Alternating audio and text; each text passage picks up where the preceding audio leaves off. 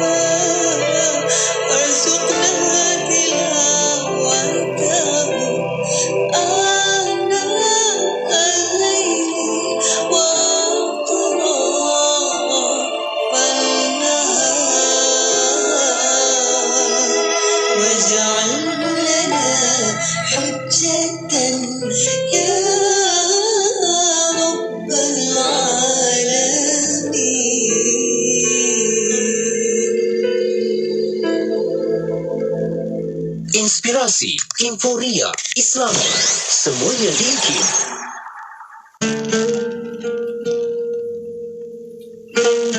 عن أنس رضي الله عنه قال رسول الله صلى الله عليه وسلم طوبى لمن شغله عيبه عن عيوب الناس. Maksudnya, sangat berbahagialah orang yang sibuk tentang hal dirinya sendiri daripada sibuk mengenai hal orang lain.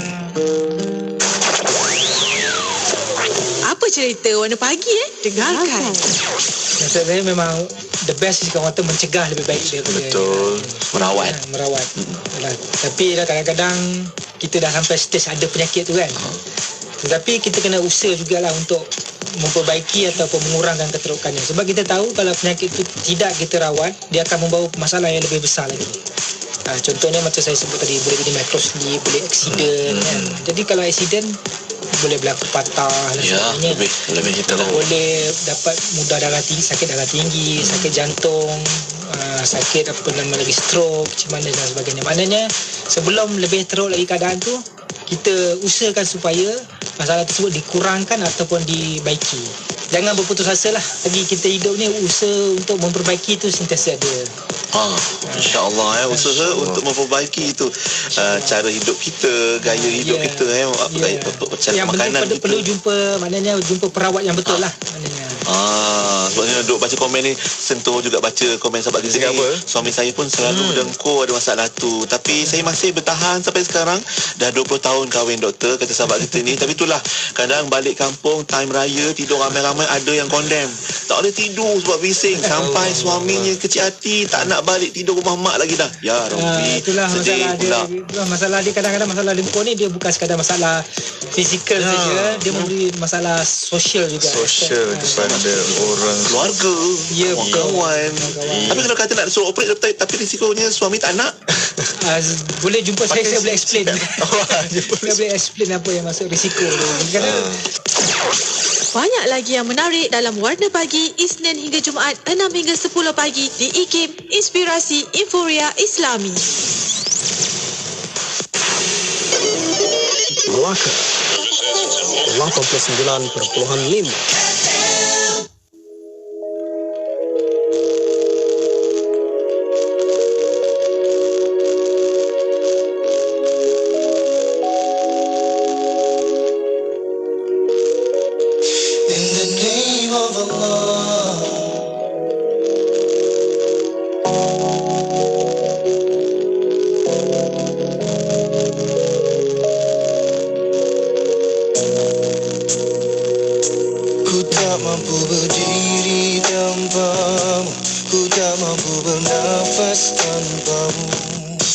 Tak mungkin ku kenal erti cinta kepadamu. Ku mohon ampunan diriku, jiwaku, hariku untukmu.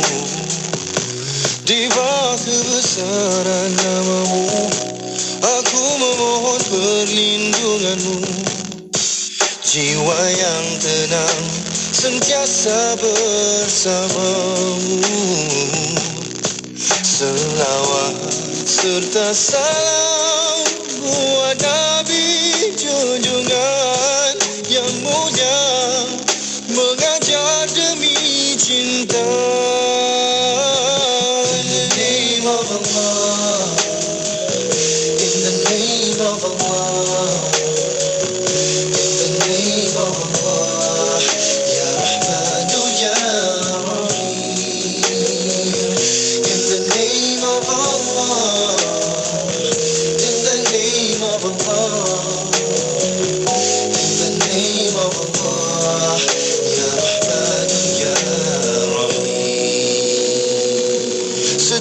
berat langkah namamu, berzikirnya pada yang satu, bersyukur dengan segala nikmatmu. Segala sesuatu yang bermula denganmu terjaga sampai ke syurga nanti. In the name of Allah.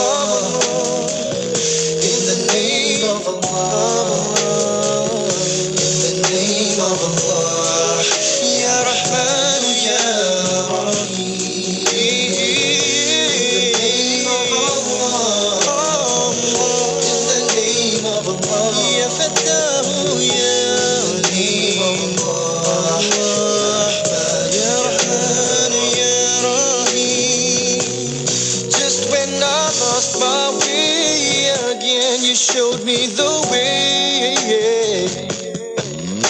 Maybe I was blind and so undeserving until the end of the time. Still praying for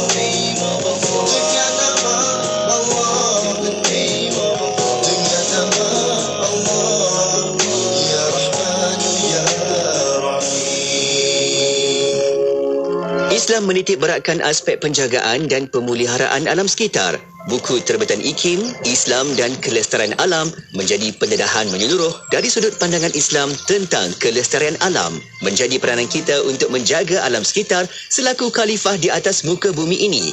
Bersama kita mewujudkan suasana yang harmoni, selesa dan seimbang. Dapatkan promosi pracetakan dengan potongan harga sehingga 40% dengan cara WhatsApp ke talian 011-5769-5400. 011-5769-5400. Dapatkan sekarang. Mahukan pelbagai informasi terkini? Teruskan bersama kami di IKIM, Inspirasi Inforia Islami. Kembali bersama di IKIM Inspirasi Inforia Islami. Terima kasih kepada anda yang terus setia bersama dengan kami dan Alhamdulillah kita kembali pada waktu ini untuk kita teruskan segmen kita itu Khabar Orang Muda. Dan untuk makluman seperti biasa kita bersama dengan tetamu kita pada hari ini bersama dengan Saudara Suhail bin Muhammad Kamarudin merupakan Presiden Pertubuhan Belia Perdana untuk topik kita pada hari ini. Dan untuk itu para pendengar, insya-Allah kita akan bersama dengan beliau hinggalah ke akhir nanti. Jadi kita ucapkan selamat datang dahulu. Assalamualaikum.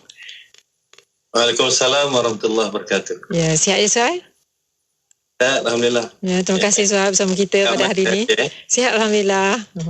Dan insyaAllah hari ini topik yang telah pun kita pilih itu anak muda penentu masa depan negara. Sebelum ni kita dah cerita 3 episod, 2 episod ya, dan hari ini merupakan episod yang ketiga bersama dengan Suhail. Jadi untuk kita nak membicarakan berkenaan dengan orang muda ni ataupun anak muda sebab topik kita ni berkaitan dengan anak muda. Dan hari ini tajuk kita anak muda penentu masa depan negara. Jadi mungkin Suhail nak berikan mukadimah dulu. Silakan Suhail. Baik. Bismillahirrahmanirrahim. Alhamdulillah rabbil alamin. Allahumma rabbi shrah li sadri wa yassir li amri wa hlul 'uqdatam min lisani yafqahu qawli. Allahumma salli ala Muhammad wa ala Muhammad. Terima kasih banyak Kak Mas ya, dan juga semua penonton pendengar. Kita ada TV IKIM dan kita ada radio IKIM. Ya, betul. Jadi semua dengan kita pada malam ini. Jadi alhamdulillah, satu perkara yang sangat penting kepada kita ialah apabila kita tinggal di satu buah negara ataupun di mana tempat tinggal kita nak tengok negara kita aman, negara kita makmur dan negara kita diberkati oleh Allah SWT. Jadi menyambung generasi terdahulu ialah anak muda. Maka anak muda kalau tidak dididik ataupun tidak diasuh dengan baik ataupun tidak disediakan dengan baik, maka negara itu mungkin akan menjadi masalah. Jadi negara yang dipersiapkan dengan persiapan yang wajar, pembangunan insannya, pembangunan orang kata pembangunan pendidikan, pembangunan diri anak muda itu sendiri akan memberi kesan kepada anak muda, kepada negara pada masa akan datang. Dan negara ini dia terletak kepada anak muda, generasi muda, sebab mereka ni lah yang akan menyambung generasi yang ada sekarang ataupun generasi terdahulu. Maka penting untuk kita pastikan anak muda pada hari ini mempunyai peranan ataupun memainkan peranan yang sewajarnya dan juga mempersiapkan diri dengan sewajarnya bagi memastikan masa depan negara kita adalah baik, adalah terjamin, bagi memastikan anak cucu kita pada masa akan datang dalam keadaan yang baik, dan apa sahaja perkara baik yang telah dilakukan oleh generasi lepas dan generasi sekarang ini dapat terus dikekalkan yang baik dan dapat diperbaiki kalau sekiranya ada yang kurang baik. Itu yang fokus kita, perbincangan kita pada malam ini, iaitu berkaitan dengan anak muda penentu masa depan negara. Sebab kata alim ulama, nak tengok negara pada masa akan datang, tengoklah anak muda pada masa kini. Anak muda pada masa kini ini adalah gambaran anak muda pada masa hadapan. Dan alhamdulillah, siri yang lepas kita dah bercerita bahawa ramai anak muda yang hebat, banyak anak muda yang hebat, baik, yang berada dalam negara kita. Jumlahnya 9.6 juta belia yang berumur 15 hingga 30 tahun ini, bagi saya adalah merupakan suatu gambaran bahawa insya-Allah negara kita akan baik-baik pada masa akan datang. Walaupun mungkin ada kelemahan, tapi kita memfokuskan bagaimana untuk kita tambah baik dan kita perbaiki kalau ada kekurangan dalam kalangan anak muda pada hari ini, insya-Allah.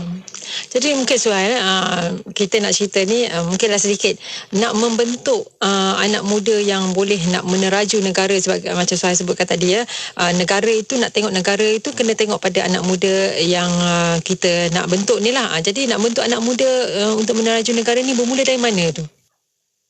Baik, alhamdulillah. Perkara pertama yang mungkin saya ingin sebutkan bahawa untuk lahirkan anak muda yang baik adalah merupakan peranan semua pihak, termasuk kerajaan, keluarga, masyarakat, guru, semua sekali, mak dan ayah memainkan peranan yang sangat penting untuk pembangunan anak muda. Namun pesanan ini saya nak sampaikan, kalau boleh maknanya diamalkan oleh anak muda, dipesan oleh masyarakat, dipesan oleh kerajaan, dipesan ahli-ahli keluarga. Yang pertama sekali ialah tentang jangan buang masa. Jangan buang masa dengan perkara tak berfaedah. Sebab ini peringatan Allah Subhanahu Wa Taala, semua orang rugi belaka. Allah bersumpah dengan masa. Semua orang rugi semuanya, kecuali orang yang beriman, illal ladzina amanu wa amilus salihat, kecuali orang yang beriman dan orang yang buat baik saja. Yang beramal saleh ialah orang yang buat baik saja. Sebab itu sebaik-baik manusia, kata Nabi SAW, anfa'uhum linnas, orang yang paling bermanfaat kepada orang lain. Jadi kita jangan buang masa dengan perkara yang tidak berfaedah. Jangan buang masa dengan perkara yang boleh merosakkan diri, yang boleh merosakkan orang lain, menyusahkan orang lain. Carilah jalan bagaimana untuk kita isi masa kita dengan perkara yang berfaedah. Cari jalan, usaha, fokuskan masa, tenaga kita, fikiran kita dengan perkara-perkara yang berfaedah. Orang muda ni dia ada energi yang tinggi Kak Mas, dia ada idea yang banyak untuk buat perubahan, untuk buat sesuatu. Jadi perkara pertama ialah isi masa dengan perkara yang baik dan berfaedah. Itu yang pertama. Kedua, anak muda pada hari ini ialah perlu belajar bersungguh-sungguh. Perlu belajar bersungguh-sungguh. Dan orang yang belajar bersungguh-sungguh ini susah payah untuk belajar. Kata Nabi SAW, man salaka tariqan yaltamisu fihi ilman sahalallahu lahu tariqan ilal jannah.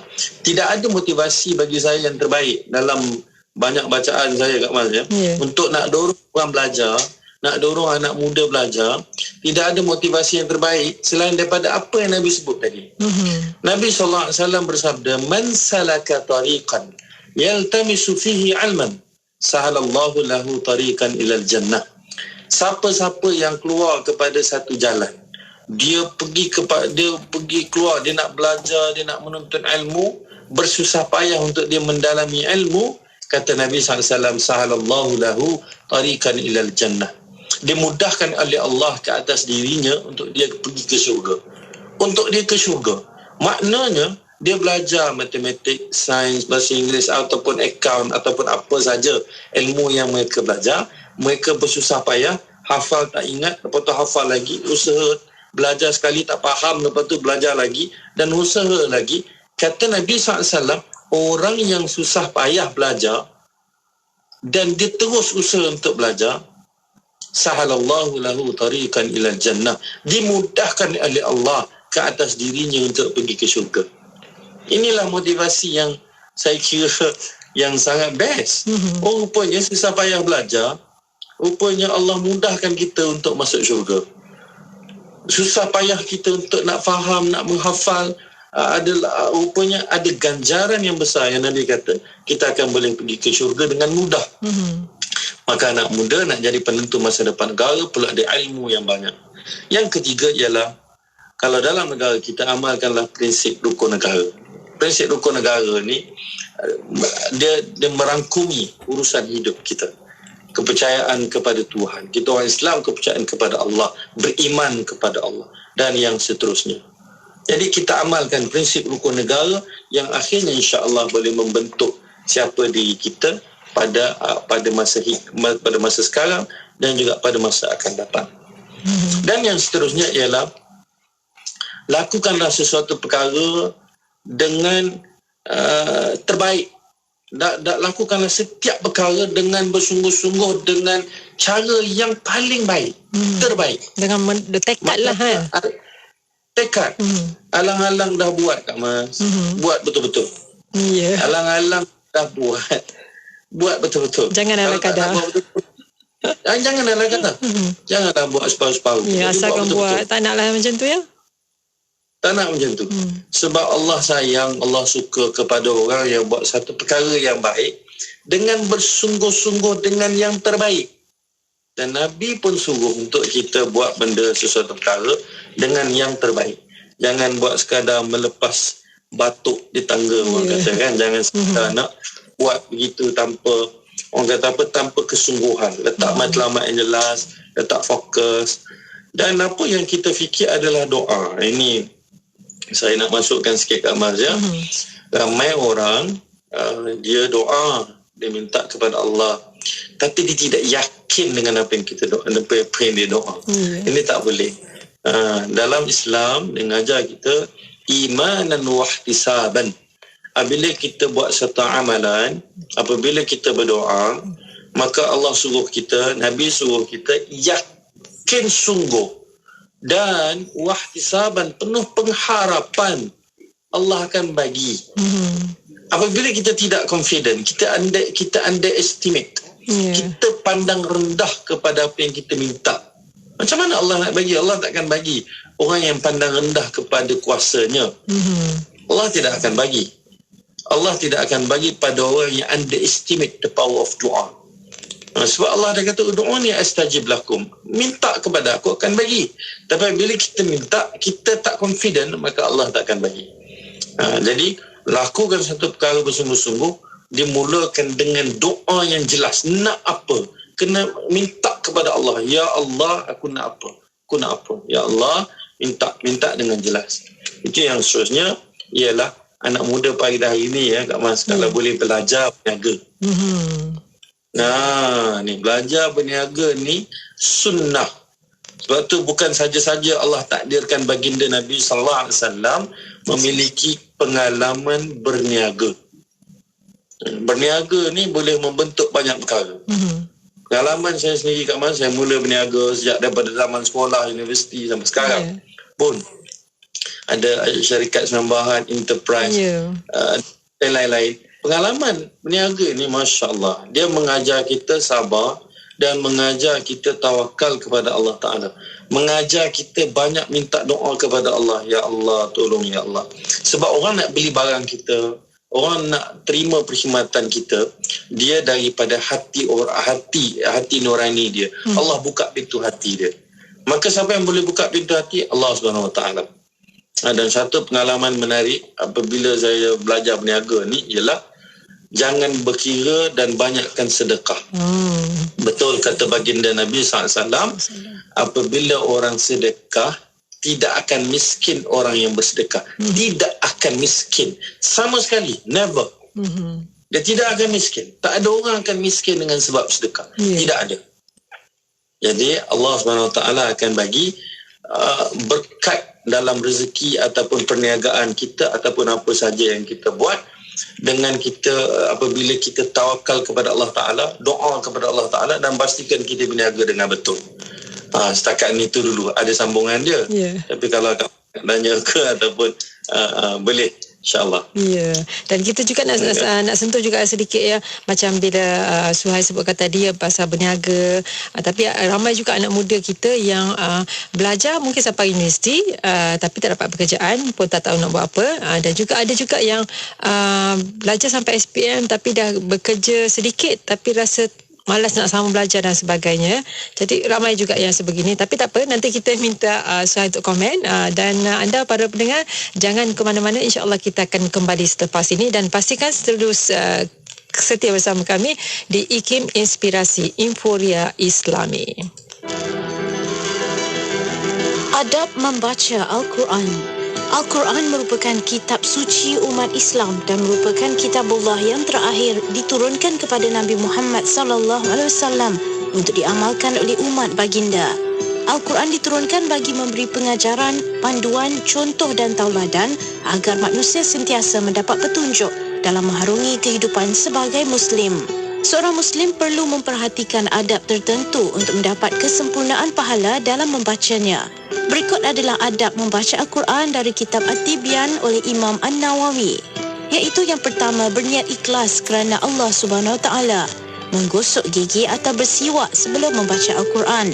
Membaca dalam keadaan berwuduk. Ketika membaca, hendaklah berada dalam keadaan suci daripada hadas kecil dan besar. Diharamkan mereka yang dalam keadaan berjunub atau wanita yang haid untuk membaca Al-Quran kecuali jika ayat tersebut merupakan zikir-zikir. Menghadap ke arah kiblat, memulakan dengan At-Ta'awuz. Membaca Al-Quran dari mushaf lebih utama dari membaca tanpa melihat. Membaca dengan suara yang merdu dan kuat agar dapat dihayati oleh diri sendiri dan orang lain. Namun, Imam Al-Ghazali dalam Ihya Ulumuddin ada menyatakan, jika kita bimbang akan timbul riak, iaitu ingin menunjuk-nunjuk, maka membaca secara perlahan itu lebih utama. Sebaliknya, jika dapat menjaga daripada timbulnya penyakit berkenaan, maka digalakkan membaca dengan suara yang nyaring. Ke-11, memuliakan Al-Quran. Kita dilarang membaca Al-Quran sambil ketawa atau sambil berbual, melainkan mengenai sesuatu yang amat penting. Berusaha untuk menghayati isi kandungan Al-Quran hingga membawa ke peringkat menangis atau menitiskan air mata. Seterusnya, berusaha menghafaz ayat Al-Quran dan mengulang-ulang ayat itu supaya sentiasa mengingatinya. Meletakkan sasaran untuk mengkhatamkan Al-Quran itu. Seterusnya, dilarang membaca Al-Quran di tempat yang tidak sewajarnya, seperti di dalam tandas. Meletakkan Al-Quran di tempat yang tinggi. Tidak memberi salam kepada seseorang yang sedang membaca Al-Quran. Seterusnya, memanjatkan doa sebaik tamat membaca Al-Quran kerana waktu itu adalah antara waktu yang mustajab doa. Dan yang terakhir, berusaha beramal dengan ajaran Al-Quran itu. Segala puji bagi Allah Subhanahu Wa Taala yang telah memuliakan kita dengan Al-Quran dan mengurniakan rahmat dan kesejahteraan melalui bacaan dan amalannya dalam kehidupan.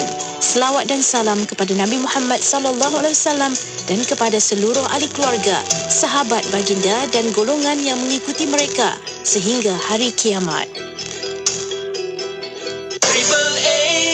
Triple A, sah berilmu, mudah patuh syariah, melabur menambah rezeki.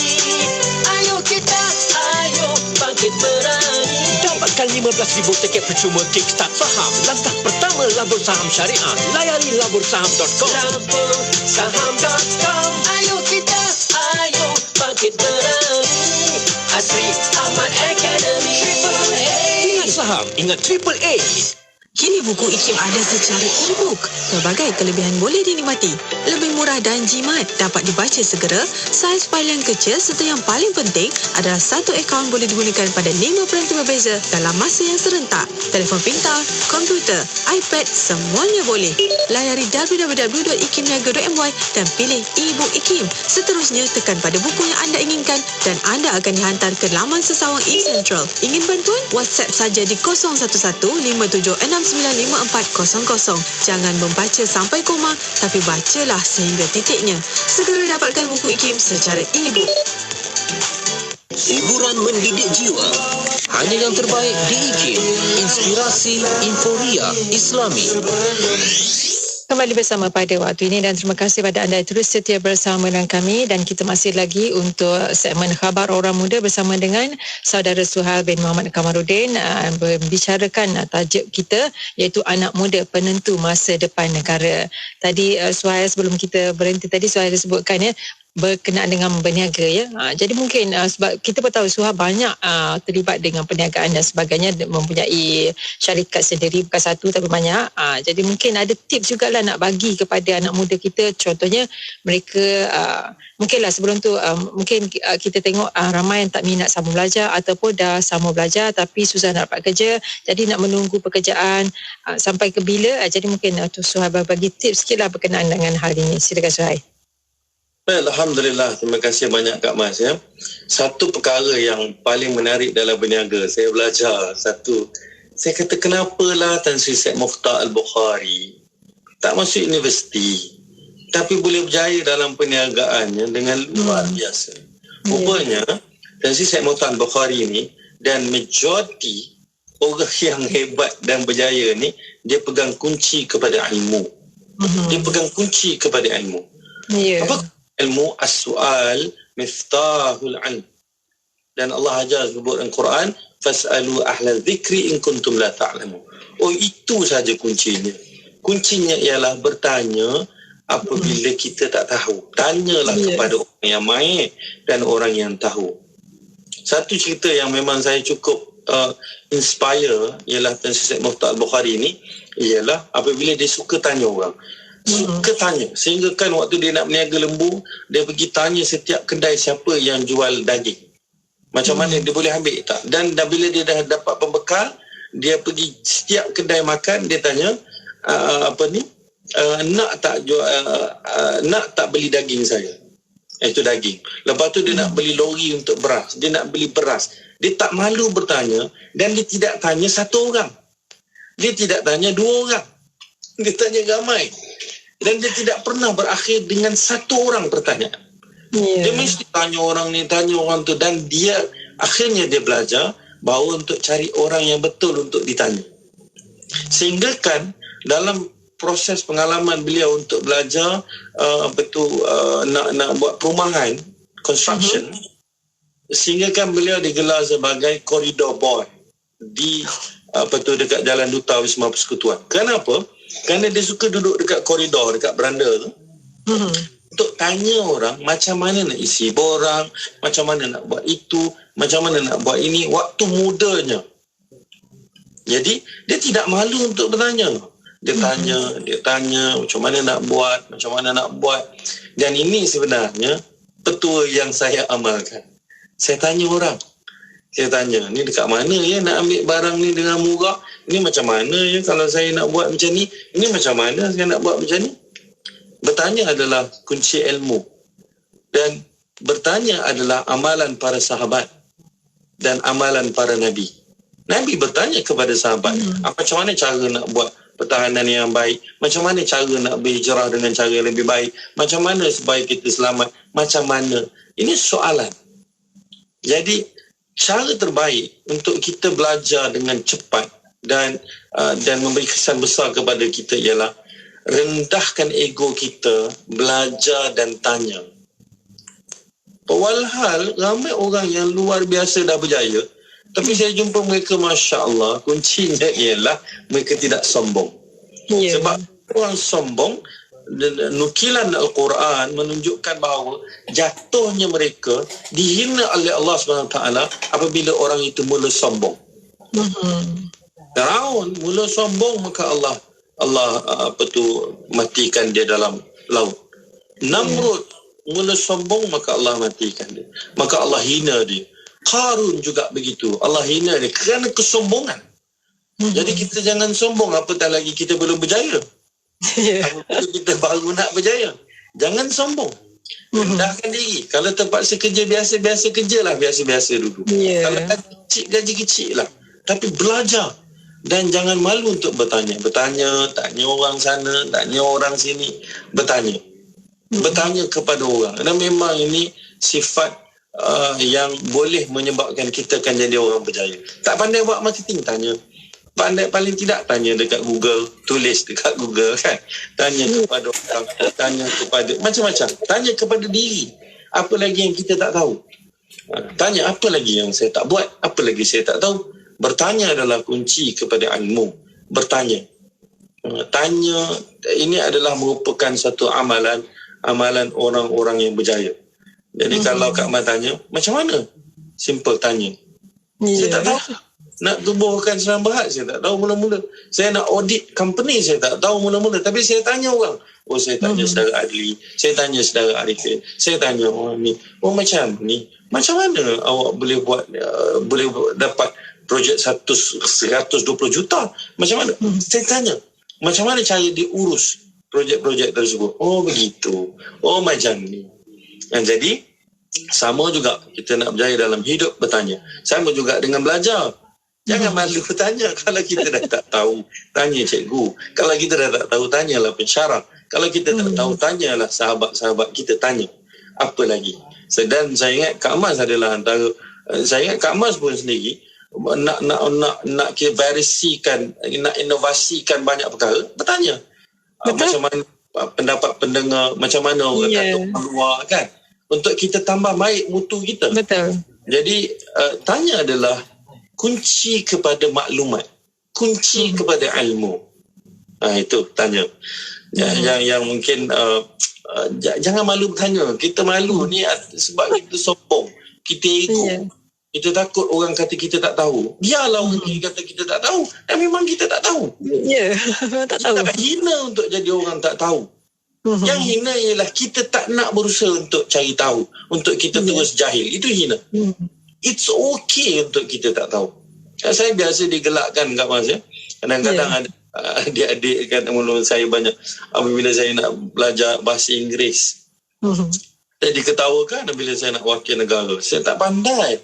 Tapi saya belajar. Ada mula-mula saya digelakkan. Saya tak akan marah kalau orang ketawakan saya kerana saya tak pandai dan saya tak tahu. Saya tak akan marah. Apa-apa yang saya buat, saya kata it's okay, gelak dulu. Dah habis gelak, saya tanya betulkan saya salah dekat mana. Akhirnya dah masuk kali ketiga, keempat, dia pun tak tergamak nak gelak. Dia kata bang, bukan macam tu. Dia kata ini ayat dia yang sebenar. Dan akhirnya Alhamdulillah, akibat daripada saya tak malu bertanya, saya pergi 26 buah negara untuk represent negara, bercakap di pentas antarabangsa. Asalnya saya tak pandai, asalnya takut, asalnya bawa kamus Kak Mas. Bukannya terus pandai ya. Saya bawa kamus terjemahan bahasa Inggeris kepada bahasa Melayu. Masya Allah. It's okay tak tahu. Yang tak okay ialah tak nak usaha tahu. Anak muda penentu masa depan negara, jangan sombong, jangan ego untuk belajar, rendahkan diri untuk belajar. Belajarlah berniaga, mulakan walaupun kecil. Saya mula berniaga, mula jual kacang, lepas tu saya jual jus mangga, lepas tu saya buat air kacang soya, bajet RM5, untung RM50 buat air kacang soya. Jadi belajar. Lepas tu daripada kecil, maksudnya kita belajar benda-benda simple dulu. Jangan besar. Zaman sekarang lagi mudah dropship, buat marketing. Masya Allah. Ini kalau Kak Man tanya macam mana kita nak pastikan anak muda yang nak jadi penentu masa depan negara ni, rendahkan diri, berani mencuba, jangan takut, jangan malu. It's okay orang hina kita kalau kita tak pandai. It's okay. It's okay. Yang tak okay kerana kita tak nak usaha untuk belajar. Yang itu tak okay. Itu rugi untuk diri sendiri ya. Tadi sebab bila sebut anak muda zaman sekarang ni, kalau kita tengok kita sebut sebagai generasi milenial lah, kan, mereka ni semua terdedah dengan ilmu, terdedah dengan pendedahan yang banyaklah, macam-macam lah kata, dan juga sebenarnya peluang tu terbuka luas ya, tapi macam mana mungkin cara mereka tak tahu nak rebut peluang, nak merebut peluang untuk ke depan ni, untuk menjadi peneraju kepada negara akan datang, untuk meneraju negara kita ke arah yang lebih baik, ke arah yang dikatakan sebagai inilah negara yang kita mahukan, pemimpin yang kita mahukan. Very good. Soalan yang sangat baik Kak Mas ya. benda ni akan terbina apabila dia terlibat, bagi saya lah pengalaman, apabila dia terlibat dalam dua perkara. Pertama ialah anak muda yang nak jadi pemimpin pada masa akan datang, yang nak ada jiwa-jiwa negarawan pada masa akan datang. Pertama, dia kena jadi sukarelawan. Kena bermula dari bawah ya? Mula daripada bawah. Bermula dari Ya. Sebab sukarelawan ini dia memiliki sifat yang dinamakan altruistik. Dia bukan patriotic different, tapi altruistik. Altruistik ialah, altruism ini ialah orang yang suka tolong orang lain. Sifat dia memang kena ada. Dia kena ada jiwa suka tolong orang. Dia kena ada jiwa tak kisah untuk tolong orang. Dan dia kena ada jiwa seronok untuk tolong orang.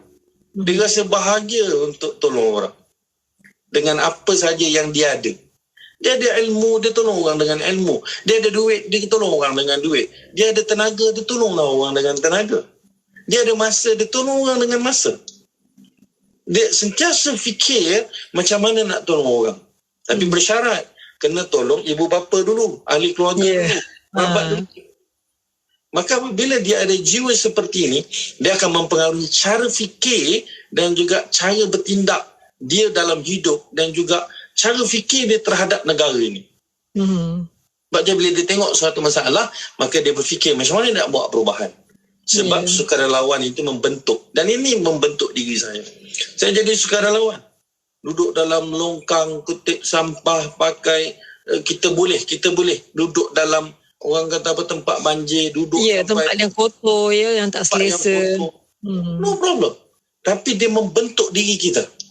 Sebab itu para alim ulama, walau hebat macam mana pun, sebab itu ramai para alim ulama untuk dia merendahkan diri dia dan menguatkan jati diri dia ialah suka membersihkan toilet masjid ketika malam hari orang lain tidur dengan tutup muka. Dengan tutup muka dan orang tak tahu, sebab nak merendahkan dirinya. Ini ramai dibuat oleh para alim ulama. Sebab dia kata dia nak merendahkan hatinya, nak merendahkan dirinya. Dan ramai orang yang berjaya ni ialah orang yang memang tujuan asal dia berniaga adalah untuk tolong orang. Kalau kita tengok Jack Ma, tujuan asal dia bukan untuk dia kaya. Tujuan dia nak tolong orang miskin di pedalaman untuk memasarkan produk dia keluar. Ramai yang memang buat asas mereka berniaga adalah untuk tolong orang. Maka Allah akan tolong dia. Apa sekalipun, man yassara ala mu'sirin yassarallahu alaihi fid dunya wal akhirah. Siapa tolong orang susah, kata Nabi SAW, Allah akan tolong dia dunia dan akhirat. Sebab itu Nabi kata khairun nasi anfa'uhum linnas. Sebaik-baik manusia adalah orang yang paling bermanfaat kepada orang lain. Jadi pertama ialah dia kena jadi sukarelawan. Yang kedua ialah dia kena terlibat dalam persatuan, dalam kelab, dalam mana-manalah kumpulan. Maknanya nak buat perkara baik dalam jemaah, dalam kumpulan, dalam kelab. Kalau Islam bukan seorang-seorang lah. Bukan seorang-seorang. Buat baik ramai-ramai. Sebab itu watta'awanu, sebab tu Allah SWT firman watta'awanu 'alal birri wattaqwa. Hendaklah kamu bertolong-tolongan, hendaklah kamu saling bantu-membantu. 'Alal birri dalam perkara baik dan juga wattaqwa dalam perkara takwa. Wala ta'awanu 'alal ismi wal 'udwan. Dan jangan kita bertolong-tolong dan bantu-bantu dalam urusan perkara yang tak baik dan yang berdosa. Ini yang kedua, maknanya dia usaha. Saya duduk dalam persatuan, dalam kelab kat Mas dan ramai alhamdulillah yang ramai jadi pemimpin pada masa ini, pada masa sekarang, sama ada dalam sektor swasta, dalam kerajaan, dalam masyarakat. Mereka ni asalnya waktu ketika muda mereka aktif berpersatuan, berjemaah, berkelab, berusrah macam lah. Asal dia duduk dalam kumpulan yang dia tujuannya adalah untuk memberi manfaat kepada orang lain, memberi manfaat kepada alam sekitar, memberi manfaat kepada binatang. Dan yang terkini, Masya Allah, saya dapat soalan banyak kat Mas. nak berperanan kepada negara dalam menentukan masa depan negara. Ialah sekarang ni isu yang kita kita berada dalam mood orang tengah kempen pilihan raya. Ya, pilihan raya. Pilihan raya. Menentukan masa depan negara kan anak muda. Betul. Jadi kita ada lebih kurang 1.39 juta pengundi baru yang berumur 18 hingga 20 tahun. Ya. Dan juga keseluruhan 10.1 juta pengundi yang berumur 18 hingga 39 tahun. Jadi anak muda pada hari ini menurut kajian Indeks Belia Malaysia tahun 2015, dia panggil penglibatan ataupun sosialisasi politik dalam kalangan anak muda ni sangat rendah, domain yang paling rendah. Mereka tak nak ambil tahu, tak nak terlibat dan tak nak tahu. Betul. Ini sangat bahaya. Betul. Sebab ini akan beri kesan kepada negara. Sebab dia membentuk cara fikir. Dia datang daripada cara fikir. Walau bagaimanapun, alhamdulillah, saya tengok trend terkini dalam sosial media. Banyak dah orang muda terlibat. Cuma saya sering sebutkan, jangan hanya pandai komen di sosial media saja, tapi perlu turun untuk mengundi. Kan? Dan bagaimana nak pilih orang mengundi? Ada orang kadang saya tak nak jawab parti mana. Saya kata saya tak boleh jawab gitu. Tapi saya nak bagi panduan seumur hidup kita boleh pakai. Allah SWT firman surah Al-Qasas ayat 26. Allah kata inna khaira man istajartal qawiyul amin. Sesungguhnya orang yang paling layak kamu nak beri kepercayaan, nak beri tugas kepada dia, qawiyul amin. Orang yang ada kewibawaan untuk memimpin, ada kemampuan, bukan atas diri dia, tapi dia dikelilingi oleh orang yang baik-baik dan orang yang boleh memberikan nasihat yang baik kepada dia dan dia nak dengar. Yang kedua ialah amin, amanah. Dan saya rujuk kepada mufassirin, ahli-ahli tafsir. Adakah perlu ada salah satu sudah memadai? Maknanya perlu kuat saja ataupun perlu amanah saja? Tak boleh. Dia mesti kena ada dua-dua. Qawiyul amin, dia serentak, dia bersekali. Untuk seimbang ya. Jartal qawiyul amin, dia kena ada dua-dua. Tak boleh hanya amanah baik, jujur, tapi tak ada kebawaan memimpin. Kebawaan memimpin, cerdik, pandai memimpin, tapi dalam masa sama tidak amanah. Dia kena dua-dua. Jadi anak muda pada hari ini, saya nak suruh dan nak ambil kesempatan ini, keluarlah mengundi. Keluar mengundi. Ramai-ramai sebab kita penentu masa depan negara. Ya.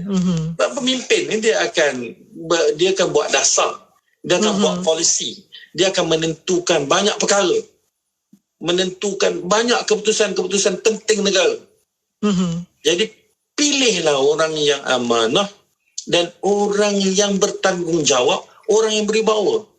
Qawiyul amin ini kuat wibawa, ada kemampuan memimpin, dalam masa yang sama amanah. Maknanya orang yang ada accountability. Ya. Yang kita boleh harap. Ada integriti. Ada integriti yang tinggi. Sebab kullukum ra'i wa kullukum mas'ulun an ra'iyatihi. Kamu semua adalah pemimpin, kata sabda Nabi SAW. Tapi ada masalah sikit. Wa kullukum mas'ulun ar-ra'iyati, dan kamu semua akan ditanya terhadap apa yang kamu pimpin. Ini kita kena ingat. Kita pimpin tangan kita. Kita yang nak pimpin tangan kita, nak menentukan pemimpin yang bagaimana kita nak pilih. Sebab itu Allah SWT firman surah Yasin, al-yawma nakhtimu ala afwahihim wa tukallimuna aydihim wa tashhadu arjuluhum bima kanu yaqsibun. Maka ketika mana pada hari di mana Allah tutup mulut kamu, tangan dan kaki kamu akan jadi saksi. Maka tangan dan kaki kita ni gunalah untuk pilih pemimpin yang berwibawa dan juga beramanah, yang berintegriti, yang baik untuk masa depan negara kita. Dan saya yakin dan percaya anak muda mampu untuk fikir. Anak muda tahu untuk menilai. Tahu untuk menilai. Itu yang paling penting, Kak Mas. Jadi insya-Allah kalau ilmunya banyak, tidak buang masa, lepas tu terlibat dalam persatuan kelab, lepas tu jadi sukarelawan, pula berniaga, belajar berniaga, dan terlibat sama dalam menentukan pemimpin-pemimpin negara, dan dia sendiri pun akan jadi pemimpin, berusaha untuk jadi pemimpin, kan, untuk jadi pemimpin bermula dalam keluarganya, dalam dirinya, dalam kalau sekolah dekat sekolah, kalau universiti dekat universiti, kalau tempat kerja dia jadi pemimpin yang baik. Insya-Allah, kalau semua perkara ini diadun dengan baik pada diri anak muda tersebut, insya-Allah negara kita berada dalam keadaan yang sangat baik. Ya. Berada dalam keadaan sangat baik, insya-Allah. InsyaAllah. Tadi saya kata kita sebagai anak muda ni jangan buang masa. Generasi ni perlulah menjadi generasi yang berilmu dan juga perlu ada rasa cinta kepada prinsip rukun negara. Mungkin satulah Suhail sebelum kita nak mengakhirinya, nak sentuh sikit. Tadi dah sentuh berkenaan dengan jangan buang masa, generasi berilmu, dan mungkin dah sikit berkaitan dengan rukun negara ni. Kalau kita tengok tadi Suhail pun sentuh berkenaan dengan jati diri, sikap sebagai anak orang, sebagai orang muda, dan juga macam mana kita nak kena ada rasa toleransi, rasa cinta pada negara tu. Sebab bila kita nak menjadi penentu kepada masa depan negara, kita perlu ada rasa cinta negara. Mungkinlah sikit macam mana lah untuk kita nak rasa cinta pada negara ni. Masya Allah. Cinta pada negara ni dia panggil patriotism. Patriotism ini maksudnya ialah rasa cinta yang mendalam kepada negara. Kan, rasa cinta yang mendalam. Apa bukti kita cinta kepada seseorang? Ya. Bila kita cinta pada seseorang, kan Kak Mas, kita tidak akan khianat dia. Betul. Dan kita akan berkorban untuk membuktikan cinta dan kasih kita kepada dirinya. Ya. Apatah lagi kepada negara. Buatlah sesuatu, apa saja perkara baik untuk negara. Apa saja. Tak langgar undang-undang. Menghormati perlembagaan. Sayang dan cintakan saudara kita, lain agama, lain bangsa. Hormat menghormati. Memiliki kesopanan dan kesusilaan dalam negara kita, kan. Maksudnya kita amalkan rukun negara ni adalah antara cara terbaik untuk kita buktikan bahawa saya cintakan negara saya. Saya cintakan, saya sayangkan negara saya. Dengan mengamalkan. Jadi seorang yang berpegang kepada agama dengan sungguh-sungguh. Sebab orang yang berpegang pada agama sungguh-sungguh, dia tidak akan buat perkara tak baik. Dia menghormati undang-undang. Dia hormat orang. Dia sayang kepada diri dia. Tak buang masa, tak mencampakkan dirinya dalam perkara yang boleh menyebabkan dia binasa. Wala tulqu biaidikum ila tahlukah. Allah kata jangan kamu campak diri kamu dalam lembah kebinasaan. Jadi ini bukti kita cintakan negara. Sebab bila kita campakkan diri kita kepada kebinasaan, sebenarnya kita sedang menyusahkan negara kita. Katakanlah buat perkara tak baik, lepas tu masuk penjara. Duit negara kena dilabur, kena diberikan kepada awak yang duduk dalam penjara. Kan? Lepas tu mungkin menyusahkan orang lain. Maka orang yang cintakan kepada negara, orang yang akan berusaha untuk membuktikan rasa cintanya dengan sehabis baik, dan orang yang sanggup berkorban apa saja untuk memastikan negaranya berada dalam keadaan baik. Sebagaimana kita cinta pada seseorang, kita cinta pada seseorang, kita takkan khianat dia. Bukan setakat tak khianat, kita akan usaha untuk berikan kebaikan, kebahagiaan kepadanya. Jadi orang yang buat baik kepada negaranya, sudah pasti Allah sayang. Sebab negara tu ada orang. Negara tu ada alam. Negara tu ada binatang. Jadi orang yang sayang cintakan negara ialah orang yang menjaga, orang yang memastikan dirinya selamat, orang yang memastikan orang lain selamat daripada dirinya. Min lisani wa yadihi, kata Nabi SAW. Orang Muslim ni ialah orang lain, Muslim yang lain rasa selamat daripada lidahnya dan tangannya. Dan orang yang baik dan cintakan negara ialah orang yang pastikan alam sekitar dia baik. Sebab Allah kata zaharal fasadu fil barri wal bahri bima kasabat aydin nas. Telah terang nampak dan nyata rosaknya fil barri wal bahri, di darat dan di laut, bima kasabat aydin nas, disebabkan oleh tangan-tangan manusia. Maka orang cintakan negara, dia tidak akan buat perkara tersebut. Sebab bila dirosakkan alam sekitar, maka dia pasti akan menyusahkan orang. Sebab cuaca jadi tak baik, global warming dan sebagainya, akhirnya akan memberi mudarat kepada orang dan sudah pasti akan menyebabkan kita berdosa. Takkanlah buang sampah. Ya, buang sampah pun berdosa. Buang sampah merata yang akhirnya menyebabkan tersumbat banjir. Menyebabkan banjir. Kan berdosa. Ya.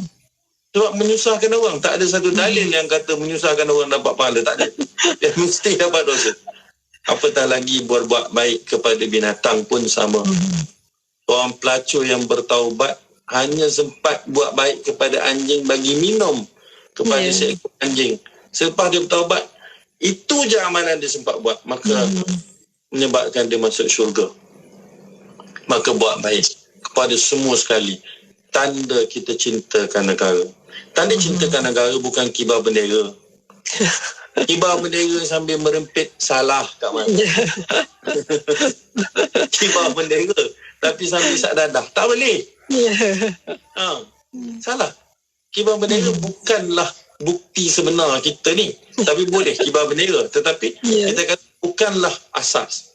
Tapi menjadi orang yang baik kepada diri, kepada alam sekitar, kepada binatang yang ada dalam negara ini dan juga negara-negara yang lain adalah bukti kita cintakan dan kasih kepada negara.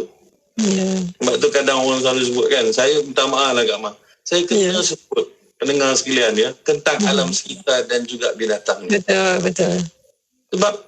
Sebab rahmatan lil alamin, kita memberi kebaikan kepada seluruh alam. Menjadi rahmat. Kehadiran kita bukan menyusahkan. Kehadiran kita itu menenangkan orang. Kehadiran kita membahagiakan orang. Kehadiran kita membuatkan seluruh apa yang ada di sekeliling makhluk itu rasa selamat dengan kehadiran kita. Bukan setakat rasa selamat, tapi mendapat manfaat daripada kerana kita hadir di tempat tersebut. Kerana kita berada di situ. Jadi itulah Kak Mas, kalau tak Kak Mas, macam mana kita nak buktikan kita ni cintakan kepada negara. Banyak karangan anak muda buat kan. Ya, betul. Dan terima kasih banyak Suhaib bersama kita hari ini, dan juga semoga apa yang kita bicarakan hari ini memberikan manfaat kepada pendengar kita yang bersama kita, sama ada mendengar di radio dan juga menonton di Facebook dan juga di YouTube kita ya, berkenaan dengan topik kita anak muda penentu masa depan negara. Dan juga semoga apa yang kita bicarakan ini menjadi titik tolak pada kita, kepada anak muda, memberi motivasi pada anak muda untuk menjadi anak muda berjaya. Jangan buang masa, seperti Suhaib sebutkan tadi, ramai anak muda kita yang buang masa, boleh berubah. Jangan buang masa, dan masa indah untuk kita lebih menambahkan ilmu kita supaya kita menjadi orang yang berjaya insya-Allah, dan juga dan seterusnya menjadi pemimpin kepada negara kita. Jadi terima kasih banyak Suhaib bersama kita pada hari ini. InsyaAllah kita akan kembali masa kedatang ya, untuk kita bicarakan banyak lagi berkaitan dengan anak muda ni ya Suhaib ya. Allah. Jadi terima kasih. Assalamualaikum. Waalaikumsalam warahmatullahi wabarakatuh. Dan kepada anda para sama-sama, dan kepada anda para pendengar, teruskan bersama kami di IKIM Inspirasi Inforia Islami. Bicara bermanfaat berbagai segmen, rancangan dakwah setiap hari, lagu-lagu Islami sepanjang masa. Dengarkan di IKIM Inspirasi Inforia Islami. According to WHO, nearly 1.3 million people die in road crashes each year. On average, 3,287 deaths a day. Drivers who are texting can be 23 times more likely to crash than non-distracted drivers. Posting to social media, checking email, programming a navigation system, or watching a video are among the many excuses people tend to give when they are asked why they text while driving. Please be aware of the dangers and keep your attention on the road, not on your mobile phones or other mobile devices. Texting and driving is dangerous. Road traffic crashes are predictable, can be prevented. Help saves lives. Don't text and drive. Johor Bahru 106.2 FM.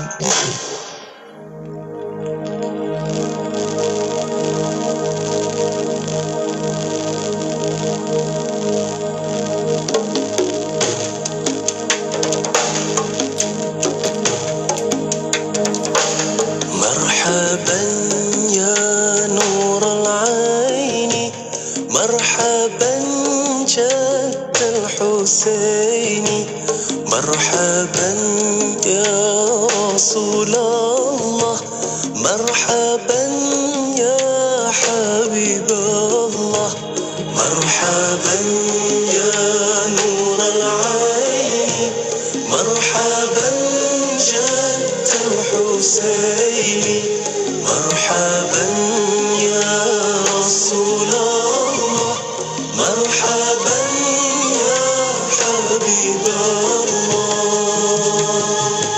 You are the chosen one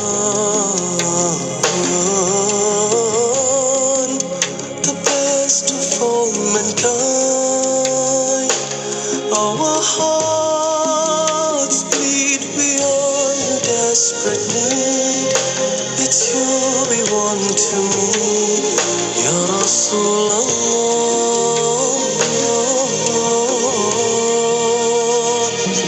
Marhaban ya nur al-ain Marhaban jadd al-Husayn Marhaban ya Rasulullah Marhaban ya Habib Allah Marhaban ya nur al-ain Marhaban jadd al-Husayn Marhaban ya Rasulullah Marhaban ya Habib Allah You are the messenger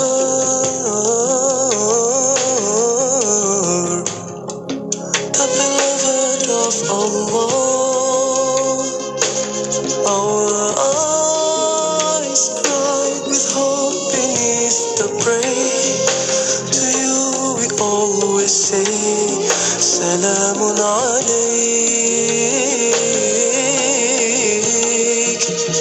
Nur upon the nur Light upon the light We'll come to you Smiling back at you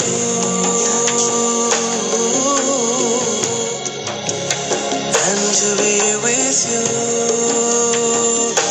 It's a